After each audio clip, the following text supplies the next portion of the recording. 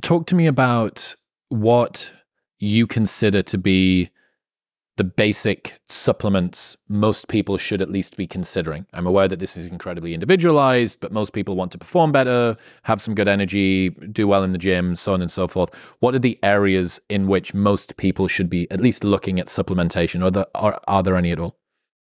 I mean, I think most people probably would benefit from magnesium. So you have to then decide on which ways to take it.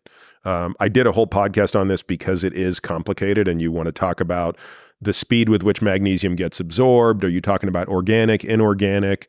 Are you taking it more for performance and avoiding cramping? Are you taking it more for GI regularity? Are you taking it more for cognitive benefits? So all of those would be different forms. I actually take 3, maybe 4 different forms of magnesium. So I'm keeping track of both the total elemental magnesium I'm getting, but more importantly, the form I'm getting it in and how I'm kind of titrating each one to these benefits. And what are you going for there?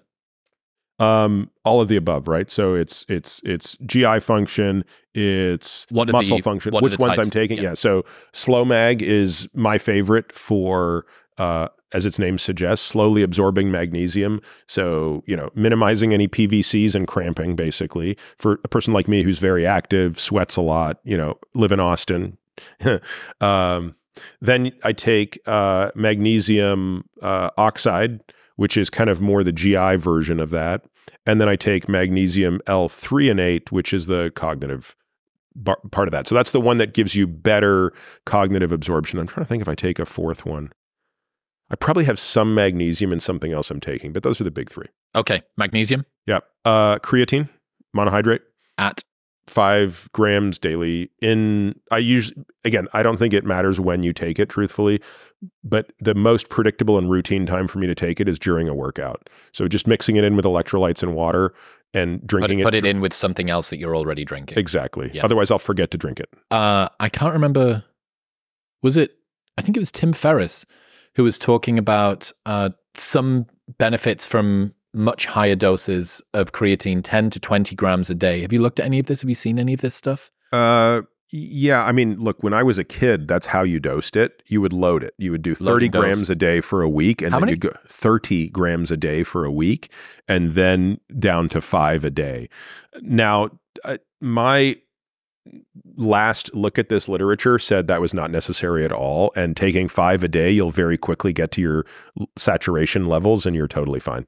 Is there a size of human for whom, if you're 260 pounds, should that be a little bit more? That's possible. And if you're a 120-pound woman, 110-pound woman, maybe, would you keep it at 5?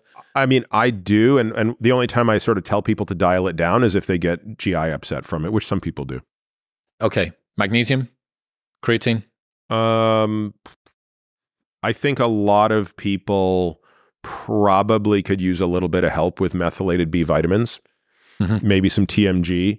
Again, what's TMG? Trimethylglycerate, which is basically we would use these to titrate homocysteine levels. So if a person's homocysteine levels are elevated, you can basically get their homocysteine levels normalized with methyl B vitamins. Now, we don't really have, I'm trying to think, we have one study that speaks to the efficacy of that for brain health. Mm-hmm. But what we're doing is using a proxy, which is we know that homocysteine levels, when elevated, play a role in at least 2 diseases, right? Dementia and dementing diseases and cardiovascular disease. And so by asking the question, if you lower homocysteine levels, do you address that? You're asking the question indirectly, is homocysteine causally related to those diseases or not? And looking at the neurodegenerative side, it appears more likely that it is. And there's a very clear mechanism for how homocysteine could be causally related in cardiovascular disease vis-a-vis its impact on endothelial function and endothelial health.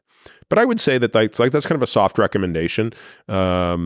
I've got one copy of C677RT or whatever. You know how many people I've met in my life who have the wild type for both MTHFR genes? And you have to keep in mind how many people I've looked at in the past 15 years. Yep. I've seen 2 people that have the wild type. So everybody has one of the SNPs on these genes. I actually think they should be the wild type, truthfully. Yeah, I don't even, I think we've got it backwards. Well, we had to, when we recently did a reformulation of Newtonic to drink, and I was like, guys, can you just check?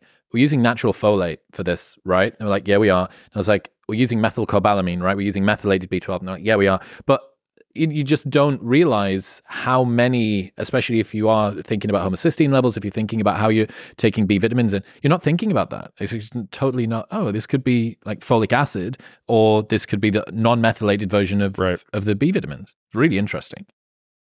I take theracumin. What's that? It's like activated cumin? Curcumin, yeah. It's basically a more liberated form of curcumin, so more bioavailable. Liquid? No.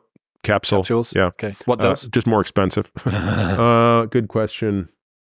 I don't remember the dose. It might be 300 milligrams, but I'm not sure. Okay. It's amazing for how often I'm asked this question. You'd think I would know this better.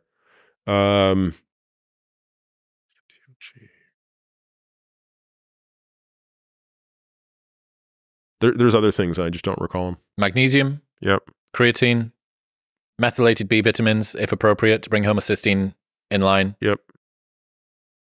Curcumin or theracumin. Theracumin, special curcumin. I used an absolute ton of curcumin when I ruptured an Achilles 4 years ago, and I went through playing cricket the British way, and I just threw the kitchen sink at it. It was COVID. I had nothing else to do, so I asked every person that I could, how can I keep inflammation down? How can I blah blah blah blah blah? So TB500, BPC 157, tart cherry juice, like any, waving sage over the top of it, making an incantation at the full moon, all of that stuff. I did all of the things, and the recovery was actually really, really good. If anyone ever considers blowing out their Achilles, doing it during a pandemic is actually a really good time to do it, because there's nothing else to do. And I grew it back nicely. It's probably the injury I'm most afraid of. It's 12 months of full, very intense. So do you have a sense of why it happened?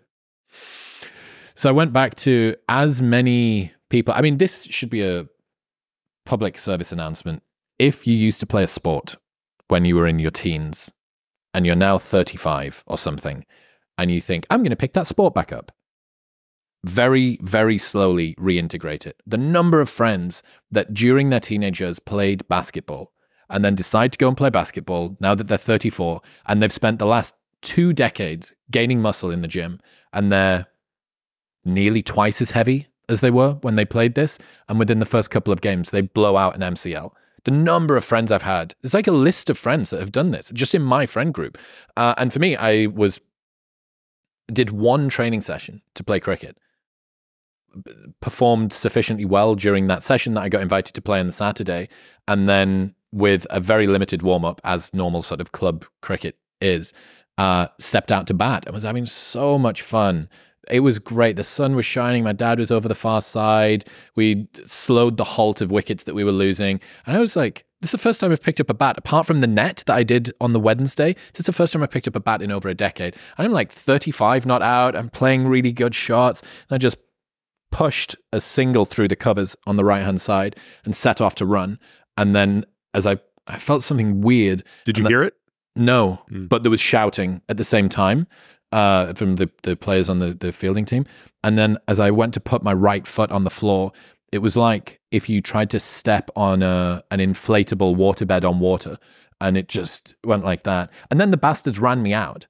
So while I was laid on the floor like this in the middle of the pitch, they went and picked the bails off, which meant I didn't get like whatever it is, an injured, like DNC, did not complete or whatever.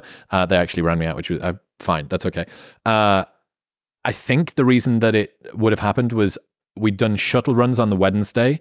I wasn't doing a massive amount of like high plyo stuff. And then when I set off, you're wearing spikes on a very hard surface, and it's digging into packed dirt, which is what the strip is that you're bowling on. And I pushed this shot through the covers and then set off with my back foot. Heel would have been a little bit off the ground, so calf would have been lengthening as I'm contracting, and then it would have just hit the floor and went. And that was me for 12 months, 13 days, and then got Did you complete tear? Yeah, full detachment. Full detachment, yeah. So got carried back over. And I knew within 3 seconds, I was like, I think that's what that is. And I didn't know enough about it. If I'd known more about it, I would have been more scared.